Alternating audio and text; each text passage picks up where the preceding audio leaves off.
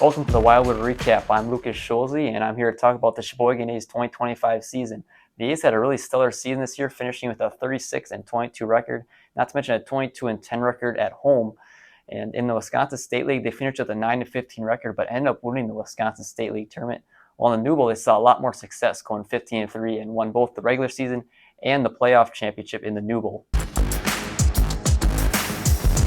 The A's opened May in their 2025 season by hosting their 10th annual 5K run walk, and also on that day they dominated in their doubleheader, winning both games against the Sheboygan A's to start the season off 2-0 before finishing the month off going 4-1 with wins over the Howards Grove River Dogs and splitting the season series with the Chicago Warriors to finish the month 4-1. Even though May consisted of all non-league games, the A's still had a really solid month overall, and especially for bringing in 21 new players and a whole new group of catchers, a really successful month to start the season for the Sheboygan A's.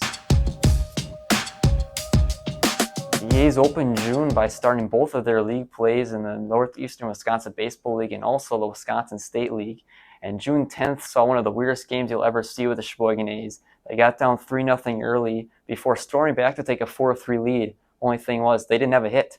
And they didn't get that hit until the 8th inning, where Jimmy Jurgensen led off the 8th inning with a single, and that was the only hit they ended up with in a 4-3 win over the Menasha Max. June also saw the A's participate in the Wisconsin State League Challenge, where they would play 3 games in 2 days, and they ended up finishing 2-1, leading off the Wisconsin State League Challenge with a win over the Lombard Orioles, where Connor Lash had 2 hits, including a home run. And also on that Saturday, they beat the Kenosha Kings, and before dropping one to the Addison Braves, despite 8 shutout innings from one of their aces, Eric Schmitz. The biggest moment of June came on June 25th, where the A's found themselves down 6-5 in the 8th inning before Jimmy Jurgensen hit a go-ahead grand slam in the 8th inning to give the A's a 9-6 lead, and a lead that they would hold on to and end up winning that game against the West Dallas Nationals. June also saw the arrival of 2 of the biggest names in the A's lineup, Braden Horn and John Hadley, from the University of Wisconsin-Milwaukee, who became huge parts of their lineup all year long. And June saw 2 of the biggest milestones for the A's in the year, which was Harry Stout recording his 700th hit and Brad Reinflash recording his 600th strikeout as a member of the A's. The A's also finished the month of June with an overall record of 12-9. The A's started July off with a bang. On July 2nd, after an hour-and-a-half rain delay, the A's saw themselves down to an early hole 3-0 to the Appleton Legends before exploding on the offensive side of things for 16 runs, especially off the bat of Harry Stout, who went 3 for 4 with 2 home runs and a double. July was also a big month because the A's found themselves just a 1 game ahead of the Green Bay Blue Ribbons entering the last week of the New Bowl season, and that started off with a win over against the Menasha Max 6-4 before facing the Appleton Legends in one of their biggest challenges of that week. They quickly found themselves down 6-0 in the 8th inning before storming back and scoring 8 runs in that 8th inning and then another 2 in the 9th to get a 10-6 win over the Legends. But the biggest game of the week came against the Green Bay Blue Ribbons, and they were still clinging to that 1-game lead. So this is a necessary win for the A's. And despite falling behind 1-0 early, the A's stormed back and scored 5 unanswered runs to take a 2-game lead in the New Bowl before eventually clinching the conference championship the next day against the Sheboygan A's, which gave them the right to a best-of-3 series against the Menasha Max, which would come in early August. The A's finished July with a 16-8 record. August became a month of celebrating for the Sheboygan A's as they entered the Wisconsin State League tournament. They won the first game 15-1 against the West Dallas Nationals before dropping the next game to the Green Bay Blue Ribbons. But Sunday saw a lot more success as the A's would walk off the Kenosha Kings 4-3 off a Calvin Kiesler walk-off hit before winning the championship against those same Green Bay Blue Ribbons 5-0. But the biggest moment of the year definitely came against the Menasha Max, where the A's were in that best-of-3 championship series at Wildwood Park for Game 1, which became an instant classic with a 14-inning showdown. As the A's found themselves down 2-0 in the 8th inning, Harry Stout came through with a huge 2 RBI single to tie the game up at 2 before eventually walking it off in the 14th inning with a sacrifice fly. The A's would end up dropping Game 2, but that led to a winner-take-all Game 3 in Wildwood Park, which did not disappoint for A's fans as they jumped out early and never looked back. They ended up winning that game 12-0 behind 4 home runs from a very powerful A's offense and a great outing from Brad Reinflash to clinch the New Bowl championship. So overall, a very successful year for the Sheboygan A's. They finished with an overall record of 36-22, and a New Bowl championship and Wisconsin State League tournament championship under their belt. The A's team stats this year, they had a huge jump in home runs, going from 18 last year to 38 this year. And overall, they had 289 RBIs across the 2025 season. And as I mentioned before, a 36-22 record with a 22-10 record at home. And they finished with a 15-3 record in the Northeastern Wisconsin Baseball League and a 9-15 record in the Wisconsin State League. Harry Stout led the Sheboygan A's in batting average at .387 overall average. The leader in home runs was a tie between Connor Lash and John Hadley, who both had 7 home runs. The RBI leader was Harry Stout again, who had 48 RBIs across the season. Stolen base leader this year was Alex Ames. He had 19 of them. And both the ERA and strikeout leader was Brad Reinflash with a 2.49 ERA and 94 strikeouts. I was able to sit down with A's manager Tim Moyer to discuss the 2025 season. You said, Tim, that from the start of the year, this team was special. And they showed that towards the end of the season, especially finishing 36-22, winning the New Bowl championship along with winning the Wisconsin State League championship. What did you see in this team at the beginning of the year? Well, I knew we were going to be talented. It was just a matter of getting all the pieces to fit together. And quite honestly, we could have even had a little more success if we'd had people there more often. Yeah. And we had a lot of interesting lineups throughout the year. So, but it was really good. I was actually just talking to somebody. We were at the Brewer game on Saturday. If you would double our record at the end of the year, that's exactly what the Brewers' record was. So we had the exact same winning percentage. So yeah, it's hard to complain about the year we had, yeah. And especially you got a lot of guys who come in every year, and like you said, you don't know who's going to be there every day. The guy who was there a lot was Alex Ames this year. And last year, he really got on base a lot, walked a lot, but he really didn't hit for average, and that really changed this year. He got his average up to 277. It was really consistent on the bases. Mm-hmm. How important is that to have a leadoff hitter like that? Oh, that was huge. The way he can run, having him on base with Harry and those other guys hitting behind him is really important. He's kind of the unsung glue on the team. He played all the outfield spots. He played short and second. And quite honestly, he's an excellent infielder for somebody that plays outfield in college. He had a really good year for us.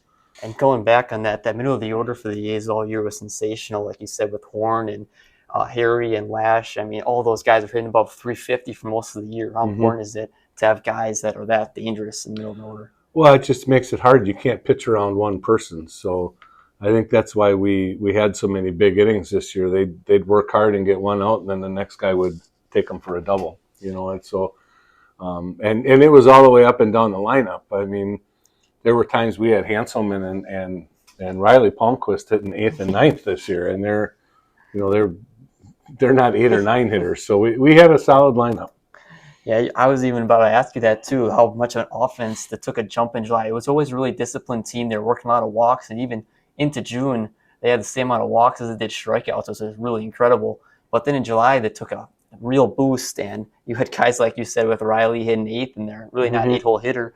And Jimmy was hitting 7th. Just how important is it to have an all-line all around? We had so much depth they could never let up on just one part of the lineup, and it wasn't just guys that could get on base either. Every one of those guys could hit it out against you. I mean, as you saw in the championship game, Riley and Hanselman both hit home runs that day. Between Kiesler and Wagner and just all the other guys that we had, Sims and Gus Walker early in the year before he had to leave. You know, and Jacob Neese had a great year for us. His batting average was a little lower than last year, but he had some huge hits for us over the course of the year. So we were talented. We had that one little stretch where we wound up going 2-9 or 3 or 8 or whatever when everybody was gone and hurt, and so in the state league we just couldn't get over that. But I'll take them all back again next year. I think we'll compete again. Yeah, you talked about in that answer about the team's power being better than last year. And last year the team had 18 home runs. This year it was 38. Yeah, it was led by John Hadley and Connor Lash, who both hit 7. And how much different is it to have an offense where you can get home runs and not just rely on hits all the time?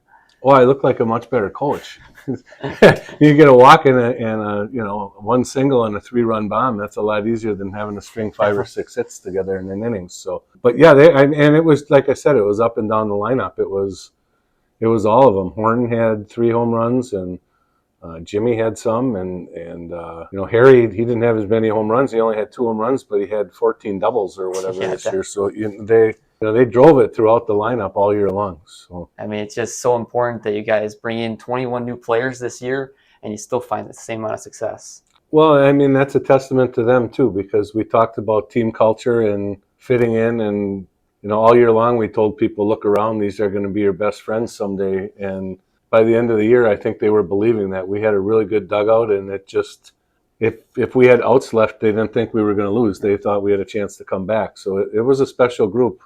And speaking about the pitching, you had such deep pitching depth the entire year. And you look in the New Bowl championship game where you have Brad Reinflesch pitching in a game 3. It felt like Menasha kind of run out of gas on the pitching side of things, getting up to 12 runs. Obviously, it's a testament to the offense as well.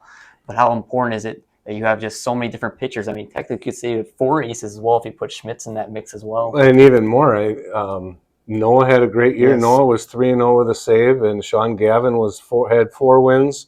Casey Stone was 4-1, and he won the state league championship for us.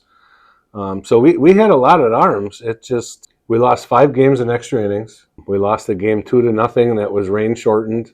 So there were a lot of chances where it could have really been a special year. Our record could have looked really, really impressive if we'd have snuck a couple of those out. So Vanek won the game for us at Kewaskum that clinched that regular season title, and he wasn't even supposed to start that day. Our starter's car broke down, and he found out a half hour before the game he was going to start, and he threw 7 innings and got the win. So, and that Kewaskum game was part of the 7 wins in 6 days. That was right, and that was in the clinch the New Bowl. They came in that week, and they were a game up in the New Bowl, and they needed the clinch, especially playing against Green Bay on that Wednesday was a big game, and that huge comeback against Appleton, 10-0. How important is it that you can find these wins even when you feel like you're out, like you said, and then still find ways to get the offense going? Well, like I said, our guys have never quit. That's one thing. When you watch them, you just think somehow they're going to find a way to do it. Now, when we were losing 6-0 in the 8th inning, I got to be honest, I didn't know that we were going to put an 8 spot up and win that game. But I don't put anything past these guys. I mean, that was the same thing as the championship game here. I mean, you blinked, we had 4 doubles and a triple in 1 inning, and all of a sudden we're winning. And it just, they just don't quit. They have good at-bats and good approaches. And that's one of the biggest things is I think we just have more pitching than most of the teams we play against. So when we get into our bullpen later on in the game, we're still bringing in plus arms. And when we get into other teams' bullpens, we got a chance to really do some damage. So. This team really took a huge step forward defensively as well, especially losing Gus Walker, who was one of the best defenders in center field. You mentioned Alex Ames really was great in center field this year, along with Chase Hanselman with the few reps he got out there was great. But also in the infield, Riley Palmquist was great at short and all around defense. Yeah, Jacob played a great second base for somebody who's played third his whole life. He did a really good job. Carter Kayleys is a good outfielder. Nick Tenney is a good outfielder. Kiesler, Horn. I mean, they have Jason Sims. I mean, it was a struggle trying to get guys in the game this year in the outfield. They were all good enough to start, and in years past would have.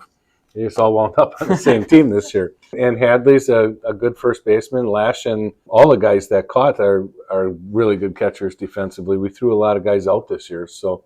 And you were talking about the new catchers. They brought in 4 new catchers. You could even say 5. Hudson Wagner took some reps towards the end of the year. And all of them were very young, under the age of 20. So it's really important. You got a group of guys who all work together. And Connor Lash, like you said, took a real big jump this year. And it's just really incredible how these guys really made a difference. What would you have to say? How important were they to the team?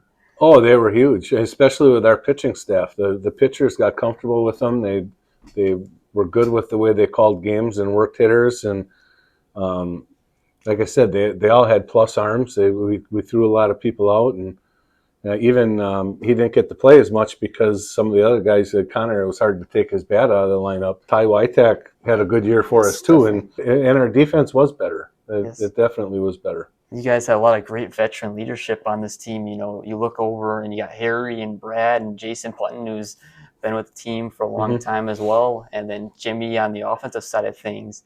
How great is it to have a group of guys that you can just trust that can always help you out in the coaching side of things because they've been around for so long, you know how everything works. Well, it's important, especially this year. And we had 20-some guys that this was their first year, and we had 7 guys, I think, where this was their second year.